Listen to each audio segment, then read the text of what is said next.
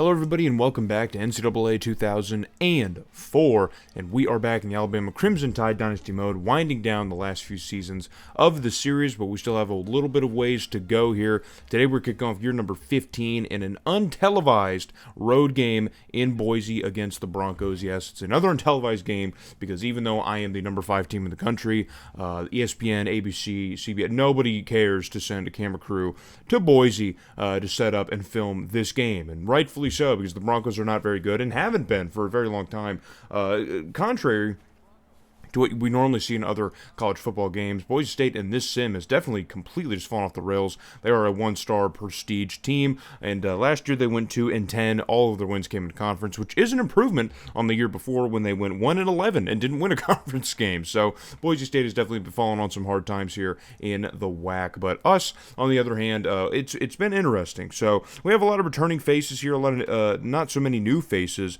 There's a ton of returning talent, and that's all from me kind of pulling off on the gas on recruiting wise. I've talked about it before in the last video, how we've now kind of built a lot of continuity and gotten a lot of experienced guys here that are returning in starters for multiple seasons because we've done that. But as a result, the overall rating of a lot of our team is kind of skewed down a little bit. Like for now, we have a complete gaping hole at safety, at strong safety, which is really kind of not something we've ever had here in Tuscaloosa. So it's definitely, the effects of that recruiting mentality have definitely starting to show. And now that I'm trying to get aggressive with recruiting to lock in and try and win another national championship or two before the series is done, it's starting to get difficult. So now we have to kind of really kind of put our foot full on the gas here and really go for it with this roster that we have right now, which, as you can see, is already wasting no time scoring some points here on the Broncos defense. But Chip Milligan, who had himself a bit of a down year last year after I really kind of expected a big step from him as receiver 2, he kind of got overshadowed by Ben Medley, who was a much better prospect, and Chip Milligan's role was just kind of a little bit more diminished. So he only had 4 touchdowns last year,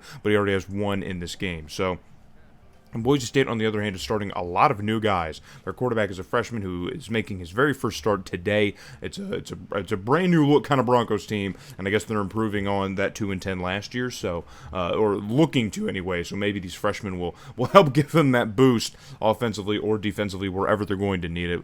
Signs point to they're going to need it everywhere. So, but a direct snap to the running back of Boise State. Now, the running game for Boise State is an interesting place to talk about because they have had running the football has really been Boise State bread and butter, if there is any bread or butter here in the cabinets. But Justin Pryor, who just ran the football in a direct snap, he's had over 1,100 yards the last 2 seasons and 15 career touchdowns. He had 6 of them last year, and he had a good run there. But still, Boise State's going to cap that drive off with a throwing TD, and now they have tied us up here. So a little bit early on in the game here, Boise State showing a little bit of resilience on our defense, but Ben Medley's going to put a lot of that to rest right now with a huge pass play as he's just wide open behind the defense, and the freshman All-American already gets his first touchdown of the season, wasting very little time on the year to get that first touchdown. So he had a really big standout year. I didn't really expect that much from Ben Medley when he was recruited. I still thought between Lou Newsom and Chip Milligan we'd get a little bit more from them training-wise and just production-wise. But Ben Medley cemented himself in as like the second option on this offense last year, and he completely made proper use of that role. And here he is again making amazing plays. One-armed grab from Khaled Lumpkin, and breaks off the initial tackle and gets even more yardage on the ground. And we haven't even really talked about the quarterback situation because the game is now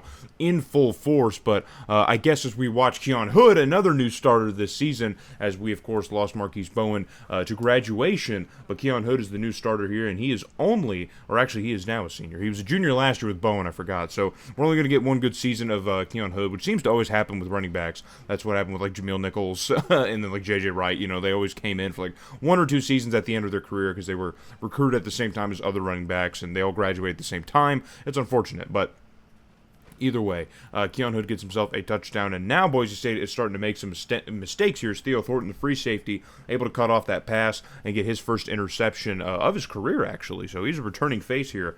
He is a junior, but that is his first interception. So good on Theo Thornton. We no longer have Kendrick Solomon, the Thorpe Award winner. He decided to head to the draft early, and so now we have a new starter in Theo Thornton at free safety. So unfortunate, but and a wacky fumble here. Now a very wacky fumble could prove disastrous. But we ended the first quarter with a pretty huge lead over the Broncos, 21-7. Boise State struggling to keep the pace now, and Lumpkin's going to pitch this one off to Hood, who's got a huge spin play, breaks another tackle, and gets in the end zone. So now we've got some very athletic contributions from Ben Medley and Keon Hood. So this offense is looking to show some signs of life that it really was not showing at the end of last season, as we completely kind of laid a wet fart in the Capital One Bowl against Indiana. Really struggled to find any sort of positive, consistent momentum on offense. Nearly lost that game, and then Vanderbilt, of course, in the SEC Championship, all the turnovers that happened in that game, but we were still only able to match Vanderbilt's production. Which, if you're saying that about the Alabama Crimson Tide, that is a very, very sad state of affairs. We already saw that happen last year in real life with the real life Crimson Tide, Kalen DeBoer's Crimson Tide, and Vanderbilt. So, not a great place to be in. We don't want to be in that conversation. But Boise State is getting themselves back in the conversation as their quarterback, Pete Matthews, was able to find a wide open target. Well, not necessarily wide open target, but great pass, man. Just great pass. And it's another touchdown for Boise State as they are now back within 14. And on a third down here, Lumpkin back to pass. Deep shot downfield along the sideline. The pass is going to be caught for another completion. And I couldn't quite see the number of that receiver, but oh wow, is that Combs? I think it is. I think it's the receiver who's off the sheet. It's Chris Combs. It's like, I think he's a freshman. He's like a 67 overall, but he just got a catch there. So why not? I guess we'll take that. I didn't even write his name down. It's just because I looked over it before I started recording. I remembered the name, but yeah, I didn't even write it down on my sheet. So Jeff Dillard now with the reception. Now it's going to get us close in the red zone. Lumpkin back to pass here, takes a shot towards the end zone, and he finds Ben Medley once again. And man, there just doesn't seem to be much that can break up the chemistry that Lumpkin and Hood and Ben Medley seem to have right now. So, and again, I guess we'll get back to the quarterback conversation because we didn't really talk about it, but we are rolling with Khaled Lumpkin this season, man. Like hell or high water, we are rolling with Khaled Lumpkin. So the last two seasons we've been kind of inconsistent with our quarterback play. We lost the faith in Dre Gates in like year 13. And then in year 14, we never really had the faith in Dre Gates. And we kind of bumped around between him and Ernest Slaughter. And then Ernest Slaughter kind of lost our faith. And we ended up turning to Khaled Lumpkin down the stretch in the most important games of the year. And, despite losing the SEC Championship, he was the better quarterback, I think, statistically. Well, the statistic that I value the most out of our quarterbacks is interceptions. I don't want a ton of interceptions thrown, and I want a lot of touchdowns thrown. So the yardage and the completion percentage is kind of secondary to those things. And Khaled Lumpkin has proved himself between those three names that I just mentioned to be the only quarterback that can consistently, do those things. He can consistently get a lot of touchdowns and not throw a lot of interceptions, as you're seeing on the screen right now. And so if he can, increase that completion percentage closer to 60, I think that'd be great. But, I'm not really worried about him as an overall prospect. Ernest Slaughter gives me a lot of pause when it comes to starting him. So he's probably going to sit as the backup this year. And we were probably just going to roll with with Khaled Lumpkin and let Ernest Slaughter kind of collect some dust here ahead of the draft, unfortunately. So, but Boise State is trying to mount a scoring drive here before the half is over. Matthews getting the boys up to the line and finding an open target in the corner of the end zone for another Boise State touchdown. And now, despite the fact that our offense hasn't really struggled much at all, Boise State is certainly not really pulling any punches either. So Michael Weaver, the sophomore, gets himself a touchdown in this game for Boise State. So now, but we still have some time here as we get close to midfield. The pressure is coming, man, but Khaled Lumpkin is avoiding it, takes a shot to the end zone and finds Chip Milligan for another Alabama touchdown here. And I think that's Chip Milligan's second of the game. So he's already halved his touchdowns from last season in this one game alone. So Chip Milligan hoping to have a big year. And now, with Lou Newsom graduating early, it's really the Ben Medley and Chip Milligan show. Those are the two guys who are really going to get a lot of the attention from Khaled Lumpkin this season, hopefully. So, but after one half of play, it's 42-21. And we don't normally post up big plays or big numbers like this, but, when you schedule cupcake schedules like I'm now going for to try and at least give us a boost, because our conference schedule is tough enough. I'm starting to sound like an SEC, bot, of the modern age. Hey, man, the conference is so tough, we got to schedule week games. And that's not even true in this sim. The SEC is really bad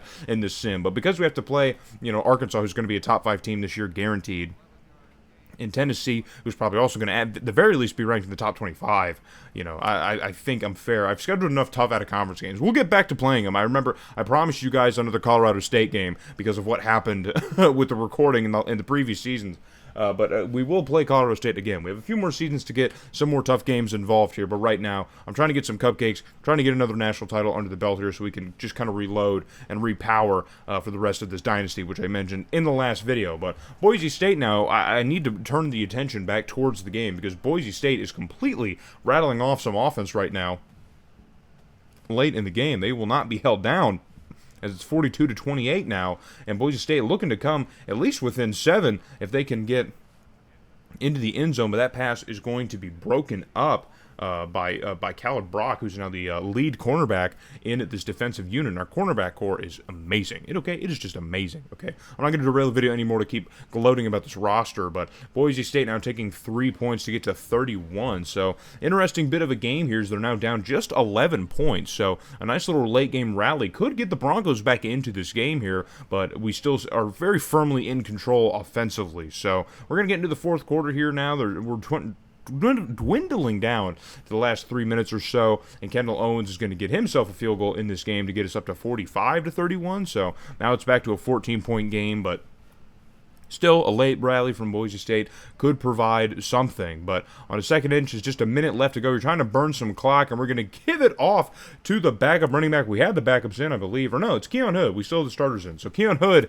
is going to get himself another touchdown in this game. He's had himself a great game that we're going to put a pin in. Hopefully he can continue to do that. I would love to see another amazing season from a running back. We didn't really get a lot of that last year.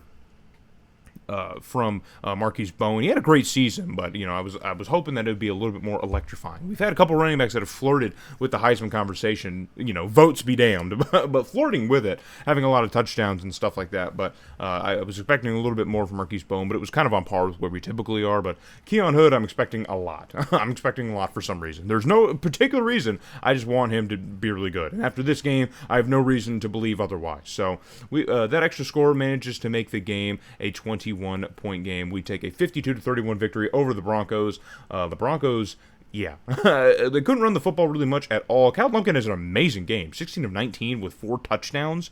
Yeah, dude, an amazing game for Cal Lumpkin, and no turnovers, mind you. We did fumble twice, but we didn't lose any of them. So no turnovers in our very first game of the season. Even between Dre Gates and Ernest Slaughter, they would have given up at least 1 or 2 stupid interceptions. But no, Cal Lumpkin protected the football and got a lot of touchdowns, which is what I told you that he could do and why I like him as the starter moving forward. Even though we looked in the offseason video and saw that Ernest Slaughter is the better passer and Cal Lumpkin is the better athlete. But here today, Cal Lumpkin is putting those conversations to rest. And Keon Hood with 140 yards and 3 touchdowns on just 12 carries in this game. Ben Medley also has himself an amazing All-American type of game. Now remember, he was a freshman All-American. Maybe he can get All-American honors once again this season. That's what we're hoping for with Ben Medley, maybe. Maybe get a receiver of the year. Who knows? I think he deserves that too. But anyway, heading back to the Hub World now, we already have a big game early in the season. The Southern Miss Eagles here, Golden Eagles, already lose a game to Louisville, who's been a team out of the Conference USA who's been putting together some decent teams the last couple seasons. I haven't really pointed much attention to the Louisville Cardinals, but they've been putting themselves together an impressive couple of seasons. So they already give Southern Miss a huge loss to start the year with maybe some major Conference USA implications further down the line. Even bigger news, Eastern Michigan upsets West Virginia. They go to Morgantown, presumably as a fluff game for West Virginia, and manage to upset the Mountaineers in Morgantown. So that is humongous. So West Virginia's season already pretty much over with a loss to Eastern Michigan. We take 2 massive wins, drop 72 on Kentucky. This offense is completely out of control right now. So hopefully we can carry that momentum back home to Tuscaloosa when we welcome the Razorbacks from Vietnam, baby. So it's another big game against Arkansas. It's 4v5. I think we're better than Arkansas. We probably need to be ranked above them, but hey, they've got the reason. So hopefully you guys are back in Tuscaloosa when we prove that we are better than those Razorbacks.